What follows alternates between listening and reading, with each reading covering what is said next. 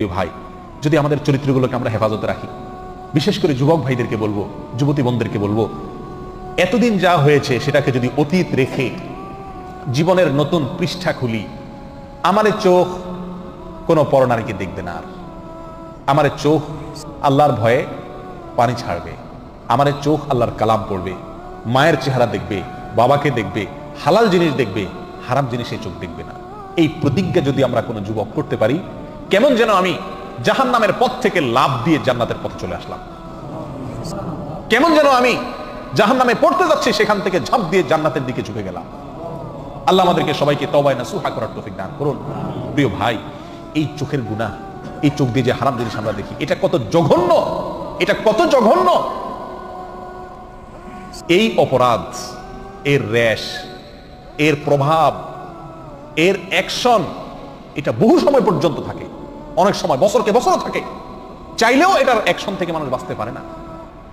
আপনি একটি অন্যায় কাজ করছেন, একজনকে একটা গালি দিচ্ছেন, এটার আর রেশ থাকে না, বরং পরক্ষণে মনে উঠলে খারাপ লাগে যে লোকটাকে গালি দিলাম, ঠিক না বেঠিক? আপনি একজনের প্রতি অবিচার করছেন, সাময়িক অবিচার করছেন, অন্যায় করছেন, শেষ হয়ে গেছে, শেষ। কিন্তু আপনি চোখ দিয়ে একটা হারাম জিনিস দেখছেন, সেটা মোবাইলে হোক, টেলিভিশনের পর্দায় হোক, সিনেমার পর্দায় হোক, কাগজে প্রিন্ট করা হোক, অথবা রাস্তাঘাটে হোক, এই হারাম জিনিসটা দেখে আসার পরে আপনি নামাজে দাঁড়াইছেন, ওযু করে সিজদায় গেছেন, আল্লাহর সবচেয়ে কাছাকাছি চলে গেছেন সিজদায়, ঠিক না বেঠিক? বান্দা সবচেয়ে আল্লাহর কাছে যায় কখন? যখন সিজদায় থাকে, তখন আপনি সিজদায় গেলেন। প্রিয় ভাই আমার, আপনার চোখের সামনে তখন ভাসে উঠে ওই মহিলা যাকে আপনি দেখে আসছিলেন, ঠিক না বেঠিক? এমনও হয় মাসকে মাস চলে গেছে, বছরকে বছর চলে গেছে, কিন্তু সেই গুনাহের স্মৃতি মাথায় ভেসে ওঠে। আপনি আছেন সিজদায়, করতেছেন আল্লাহর ইবাদত, কিন্তু আপনার অন্তর গুনাহ করতেছে, অন্তর জেনা করতেছে, নামাজের মধ্যে আপনি জেনা করতেছেন, রোজা রেখে আপনি জেনা করতেছেন, ঠিক না বেঠিক? এত জঘন্য গুনাহ এই চোখের গুনাহ। প্রিয় ভাই, এই চোখের গুনাহকে আমরা গুনাহ মনে করি।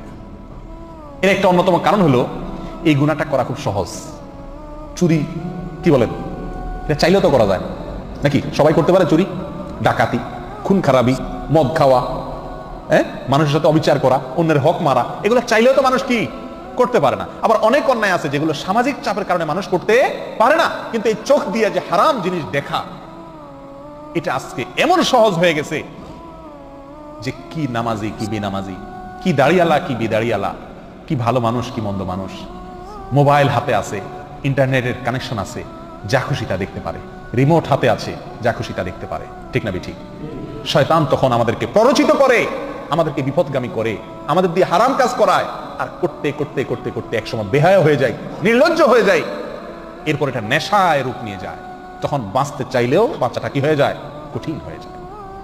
আল্লাহ সুবহানাহু ওয়া তাআলা আমাদেরকে আমাদের চরিত্রগুলোকে ফুলের মতো পবিত্র করার তৌফিক দান করুন। এতদিন আমরা যা করেছি, আসুন আসুন প্রিয় ভাইরা, জাহান্নামের পথ থেকে লাভ দিয়ে জান্নাতের পথে চলে আসি।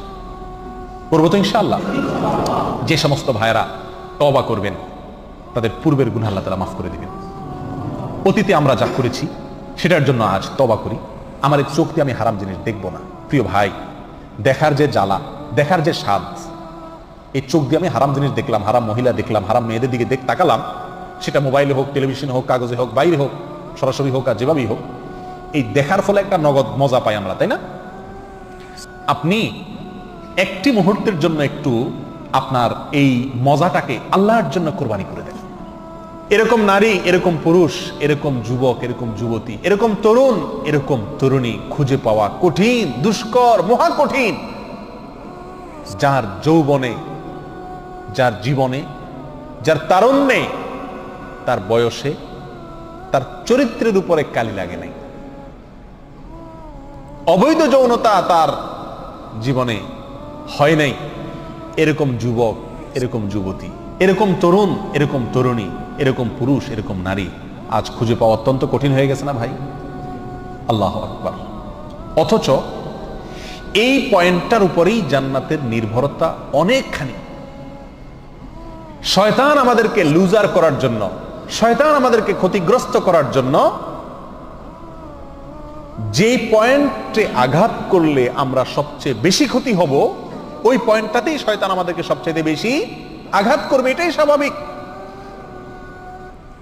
এই জন্য শয়তান আমাদেরকে এই জেনার যে রাস্তা, চরিত্র নষ্ট হওয়ার যে রাস্তা, এই রাস্তাটা শয়তান আমাদের জন্য কি করে দেয়? সুগম, সহজ করে দেয়।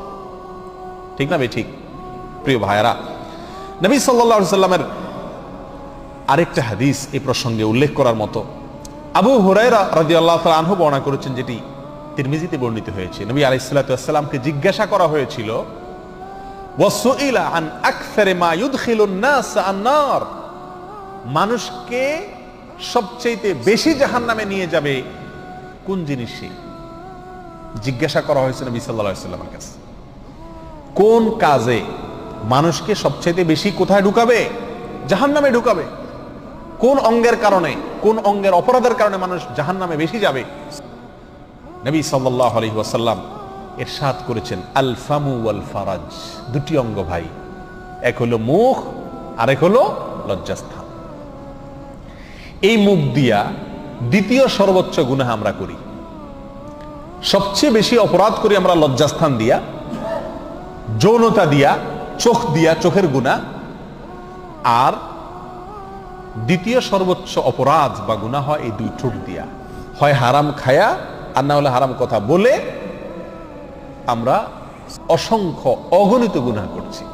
এই হাত দিয়ে এত গুনাহ করা হয় না, দুই পাও দিয়ে এত অপরাধ আমরা করি না, মাথা দিয়ে এত অপরাধ আমরা করি না, অন্য কোন অঙ্গ প্রত্যঙ্গ দিয়ে এত অপরাধ আমরা করি না, যত অপরাধ করি এই দুইটা অঙ্গ দিয়া, মুখ এবং লজ্জাস্থান অর্থাৎ যৌনতা। আর নবী সাল্লাল্লাহু আলাইহি ওয়াসাল্লাম বলছেন, এই অঙ্গ দুটি মানুষকে সবচেয়ে বেশি কোথায় নিয়ে যায়? জাহান্নামে নিয়ে যায়। 3 যুবক একবার একটি গর্তে বিপদে আটকা পড়ে গিয়েছিল। তাদের গর্তের মুখ পাথরে বন্ধ হয়ে গেছিল। আপনারা শুনছেন না ঘটনা? 3 যুবকের 3 জনে এক একজন আল্লাহর কাছে এক একটা আমলের উসিলা ধরে দোয়া করছে। তার মধ্যে এক যুবক ছিল, যে যুবক আল্লাহর কাছে দোয়া করছে এই কথা বলে, আল্লাহ, একবার আমার এক নিকটাত্মীয়া বোন সুন্দরী ছিল, অভাবে পড়েছে, তার কোনো উপায় ছিল না টাকা ছাড়া, আমি তাকে তার অভাব দূর করার জন্য প্রস্তাব দিলাম তার সাথে জেনার। তখন সে বাধ্য হয়ে, যেহেতু তার কোনো উপায় নাই, সে বেচারি রাজি হয়ে গেছে। আমিও একান্তে তার কাছাকাছি চলে গেছি, কিন্তু সেদিন আমার সঙ্গে সঙ্গে মনে পড়েছে আমার আল্লাহ আমাকে দেখছেন, আর সেই ভয়ে ওইখান থেকে আমি টাকা দিয়ে আমি ফিরে চলে আসছি। মালিক, সেই কাজটি আমি করেছি তোমার ভয়ে, কেউ ছিল না, শুধু তোমার ভয় আমার অন্তরে ছিল। এই তোমার ভয়ে আমি একটি ভালো কাজ করেছি, সেই উসিলায় আজকে আমি মৃত্যুর মুখে পতিত, গর্তের মুখ বন্ধ হয়ে গেছে, পাথর পড়ে, এই পাথরটা তুমি সরায় দাও। আল্লাহ তাআলা সরায় দিয়েছে। এই হাদিস থেকে বোঝা গেল, যেই যুবক, যেই যুবতী আল্লাহর ভয়ে সাহসী হয়, কন্ট্রোলিং পাওয়ার, নিয়ন্ত্রণ শক্তি যার ভিতরে থাকে, হারামের পথে পা বাড়ায় না, জেনার পথে আগায় না, হারাম নিষিদ্ধ ক্ষেত্রে চ্যাটিং করে না, লুকায় লুকায় গুনাহের কাজ করে না, জেনা করে না, আল্লাহ তাআলা এই চরিত্রকে পবিত্র রাখার ফলে বিপদ থেকে রক্ষা করেন, আর দোয়া করলে দোয়া কবুল করেন।